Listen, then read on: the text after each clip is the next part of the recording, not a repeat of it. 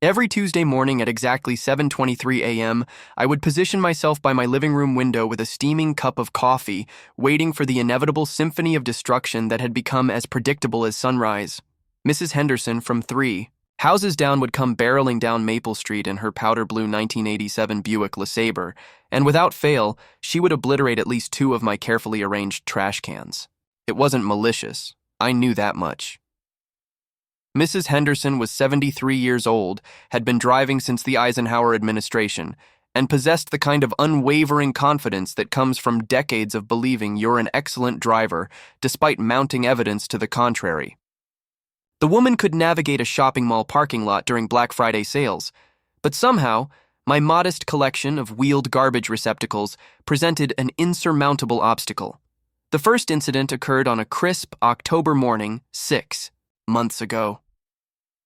I had just moved into the neighborhood, a quiet suburban street lined with oak trees and the kind of houses where people still left their doors unlocked. I was still learning the rhythms of my new environment, the mail carrier's route, the school bus schedule, and most importantly, the garbage pickup protocol. 3 cans, recyclables, compost, and regular waste, positioned precisely 18 inches from the curb as per city ordinance. I was in my kitchen, scrambling eggs and listening to the morning news, when I heard what sounded like a minor explosion, followed by the distinctive clatter of plastic on asphalt. Racing outside in my bathrobe and slippers, I discovered a scene that would become hauntingly familiar. My recycling bin on its side, contents scattered across 3 lawns, and my compost container somehow wedged under the front bumper of a powder blue sedan. Mrs. Henderson emerged from the driver's seat with the practiced ease of someone who had been in similar situations before. She was a petite woman with silver hair perfectly coiffed despite the early hour, wearing a floral dress that seemed more appropriate for afternoon tea than morning errands. Her first words to me weren't an apology, but rather a cheerful observation. "Well, I suppose your trash cans are a bit close to the road, aren't they, dear?" I stood there, coffeeless and bewildered, watching this diminutive woman assess the carnage with the casual air of a food critic examining an unsatisfactory meal. She didn't seem particularly concerned about the damage to her vehicle, a series of scratches along the passenger side that suggested this wasn't her first encounter with stationary objects. "I'm Tom," I managed to say, extending my hand. "I just moved in last month." "Oh, how lovely. I'm Evelyn Henderson. I live in the blue house with the rose garden. You've probably seen it. I was just heading to my book club. We're discussing Jane Austen this week, though between you and me, I think Pride and Prejudice is terribly overrated." While she chatted about literary preferences, I began collecting scattered cans and bottles from my neighbor's azalea bushes. Mrs. Henderson made no move to help, but she did provide running commentary on the various items she observed. "Tuna fish. Good choice, very healthy. Oh, and I see you drink that fancy sparkling water. My Harold used to love that stuff before he passed. Said it made him feel sophisticated." She paused to examine a crumpled newspaper. "You read the physical paper. How refreshing. So many young people get their news from those computer phones these days." I wanted to be annoyed, but there was something endearing about her complete lack of embarrassment. She spoke as if we were old friends catching up at a garden party rather than strangers meeting under circumstances involving vehicular destruction of personal property. After helping me extract her bumper from my compost bin, a process that required considerable coordination and resulted in additional scratches to her car, Mrs. Henderson climbed back into her Buick with a cheerful wave. "See you next Tuesday, dear. I do this route every week." I assumed she meant she drove down this street every Tuesday, not that she planned to demolish my trash cans on a weekly basis. How naive I was. The following Tuesday, I made sure to position my cans with extra care, measuring the distance from the curb and aligning them with mathematical precision. Surely, I reasoned, the previous week had been an aberration. At 7:23 a.m., I watched from my window as the powder blue Buick approached. Mrs. Henderson appeared to be driving normally, maintaining a reasonable speed and staying in her lane. Then, as if drawn by some invisible magnetic force, she veered slightly right and clipped both my recycling and regular waste containers, sending them spinning like bowling pins. This time, I was prepared. I had already finished my coffee and was fully dressed. By the time Mrs. Henderson had parked and emerged from her vehicle, I was outside surveying the damage. "Oh my," she said with genuine surprise, as if encountering this situation for the first time. "This seems to happen a lot, doesn't it?" "Only when you drive by," I replied, trying to keep my tone light. "Well, that's quite a coincidence. Perhaps your cans are positioned incorrectly?" I showed her the city ordinance on my phone, complete with diagrams indicating proper placement. She examined the information with the focused attention of a Supreme Court justice reviewing constitutional law. "Very thorough," she concluded. "But you know, dear, sometimes the official rules don't account for real-world driving conditions. Have you considered moving them back a bit?" The third Tuesday, I moved the cans back 2 feet from the curb. Mrs. Henderson managed to hit all 3. The fourth Tuesday, I positioned them behind my mailbox. She took out the mailbox, too. By the 5th Tuesday, I had developed what my therapist would later call an unhealthy fascination with the situation. I began timing Mrs. Henderson's approach, noting her speed, trajectory, and the exact moment when she would inexplicably drift toward my property. I installed a small camera on my porch, ostensibly for security purposes, but really to study the physics of how a competent adult could so consistently collide with stationary objects. The footage was simultaneously hilarious and mystifying. Mrs. Henderson would be driving perfectly normally until she reached the invisible boundary of my property line, at which point her vehicle would begin a subtle but persistent drift to the right, as if my trash cans were emitting some kind of gravitational field. The woman had developed the most precisely calibrated inability to miss my garbage that I had ever witnessed. I began to research Mrs. Henderson's history in the neighborhood. According to my next-door neighbor, Janet, she had been living here for 15 years without incident. Her previous route to book club took her down a different street entirely. She had only started using Maple Street 6 months ago, coincidentally right around the time I moved in. "She's a lovely woman," Janet assured me while we watched Mrs. Henderson's latest collision from her kitchen window. "Very active in the community, organizes the annual block party, volunteers at the library, makes the most incredible apple pie you've ever tasted. But I have to admit, her driving has become a bit concerning lately." "A bit concerning?" I gestured toward my overturned compost bin, which was currently decorating the Johnsons' front lawn with banana peels and coffee grounds.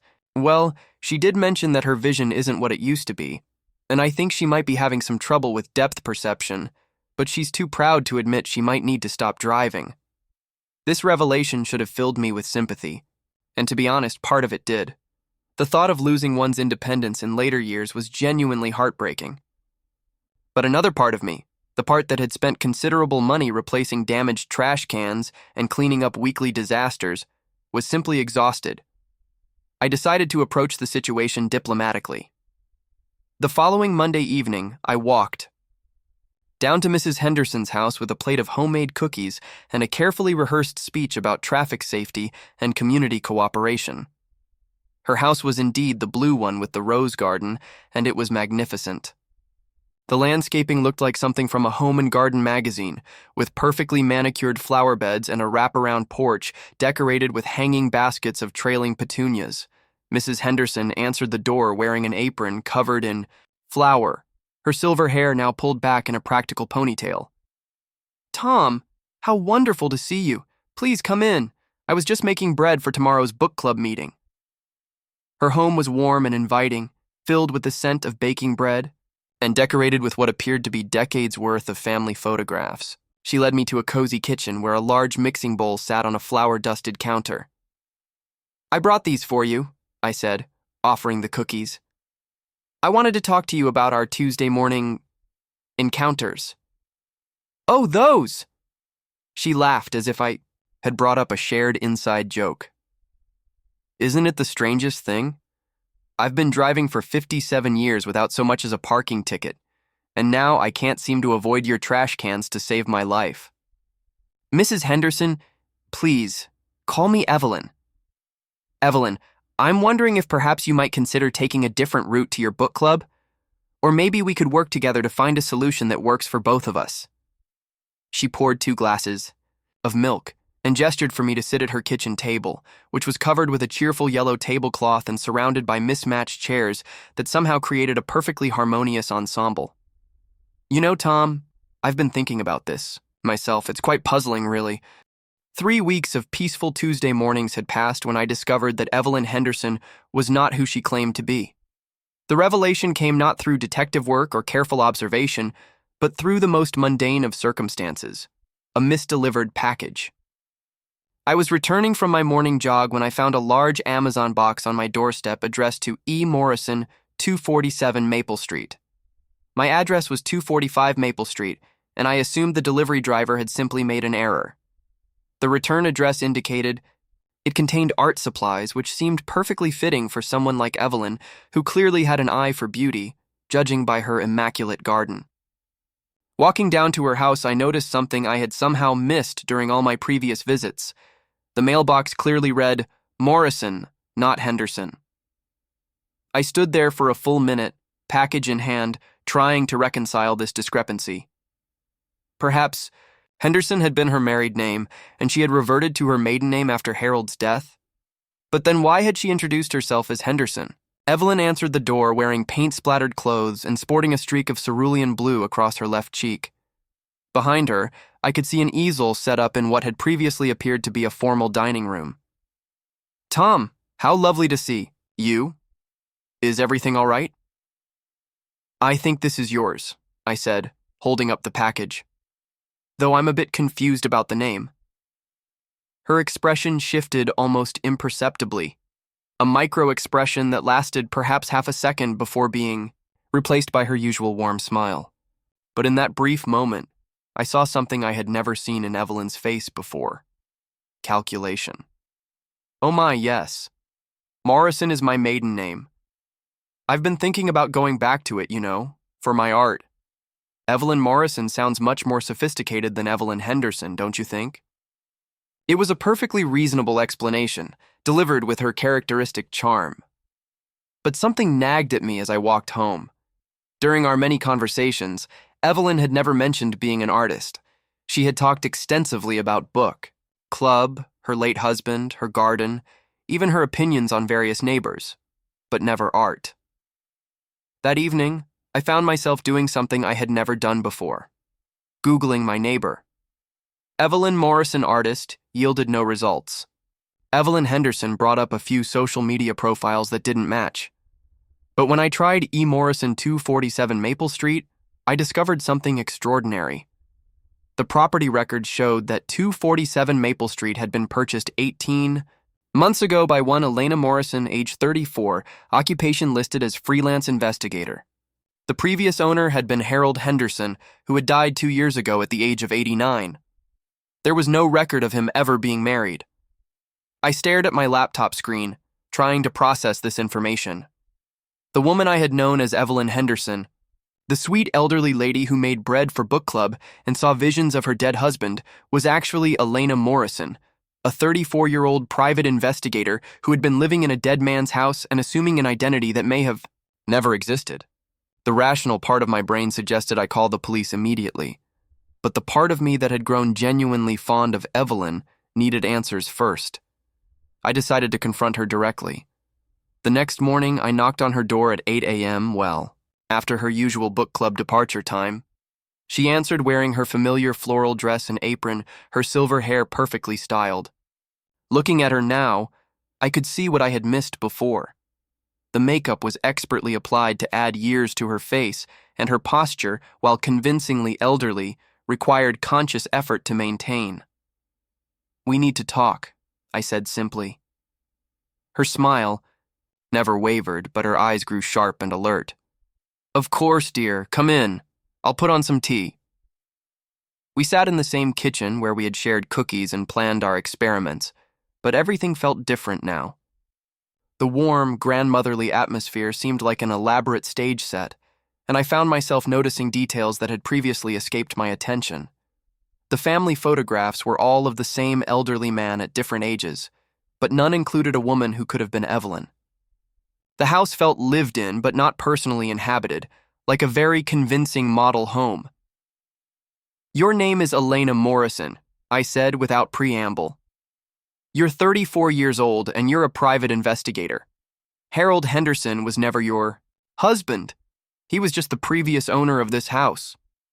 Elena, I couldn't think of her as Evelyn anymore, poured tea with steady hands, but I noticed she took longer than necessary to respond. That's quite an accusation, Tom. What makes you think such a thing? Property records, public databases, the fact that you've been lying to me for months. I kept my voice calm, but inside I was reeling. The question is why? She set down her teacup and looked at me with eyes that seemed decades younger than they had moments before. When she spoke, her voice had lost the gentle cadence of elderly speech, becoming crisp and professional. You're more observant than I gave you credit for. Most people see what they expect to see. Answer my question. Why the elaborate charade? Elena stood and walked to the kitchen window, gazing out at the street where we had conducted our trash can experiments. When she turned back, she had shed the last vestiges of her Evelyn persona. Her posture was straight, her movements efficient, and her expression calculating. I'm working a case, a missing person investigation that led me to this neighborhood, specifically to your house. My house? I just moved here 8 months ago. I know. The previous owner was a man named David Chen. He disappeared 6 months before you bought the property, under circumstances that his family believes were suspicious. I felt the ground shifting beneath me. What does this have to do with trash cans and weekly collisions? Everything. Elena moved to a drawer and pulled out a thick, manila folder. David Chen was a forensic accountant who had stumbled onto something big, a money laundering operation involving several businesses in this area. He was preparing to go to the FBI when he vanished. She spread photographs and documents across the kitchen table. I recognized David Chen from the real estate listing photos, but the other materials were unfamiliar. Bank records, surveillance photos, detailed notes in careful handwriting. The day before David disappeared, he called his sister and told her he had hidden evidence somewhere safe, somewhere the people he was investigating would never think to look. He said if anything happened to him, she should follow the Tuesday routine to find it. The pieces were starting to come together, but the picture they formed was more complex than I could have imagined. David Chen had the same Tuesday morning routine, Elena continued. Every week he would put out his trash cans at exactly 7:20 a.m., then watch from his window to make sure they were collected properly. His sister thought he might have hidden the evidence in or around the trash collection area. So you bought Harold Henderson's house to conduct surveillance on my property, created an elderly persona to avoid suspicion, and then, what? Started deliberately hitting my trash cans to have an excuse to examine them closely? The collisions weren't entirely deliberate, Elena admitted with a slight smile. I was using binoculars to examine your trash area every Tuesday morning, which made it difficult to concentrate on driving. The first few crashes were genuine accidents caused by divided attention.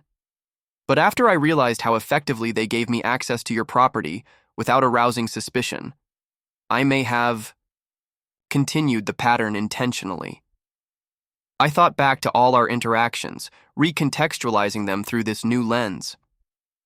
The vision problems, seeing Harold by the tree, all of that was performance? Not entirely. I do have some vision issues when I'm trying to focus on two things at once, and she hesitated, showing the first genuine vulnerability I had seen from her. I did see someone by that tree, but it wasn't Harold Henderson. It was David Chen. The room fell silent except for the ticking of an antique clock on the mantelpiece. I know how that sounds, Elena continued. I'm not a person who believes in ghosts or supernatural phenomena. I deal in facts, evidence, logical deduction.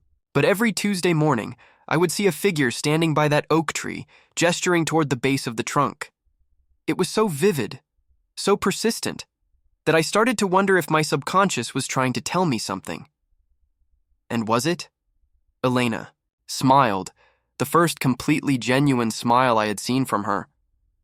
That's what I discovered yesterday. After you moved the mirror and I could drive past normally, I decided to investigate the area where I had been seeing him I found something. Buried at the base of your oak tree. She pulled a small metal box from the manila folder. It was about the size of a jewelry box made of stainless steel and looked like it had been recently excavated from dirt. David Chen's evidence. Bank records, photographs, digital storage. Devices, everything needed to expose a money laundering operation that involves 3 local businesses and approximately $12 million in illegal transactions. I stared at the box, trying to process the magnitude of what she was telling me. This was buried in my yard the entire time? Your yard, but David Chen's tree. Property records show that oak tree was planted by the original homeowner in 1962, and David specifically chose this house because of it. He told his sister that if she ever needed to find him, she should look where the old oak keeps its secrets. And you figured this out because you thought you saw his ghost? I figured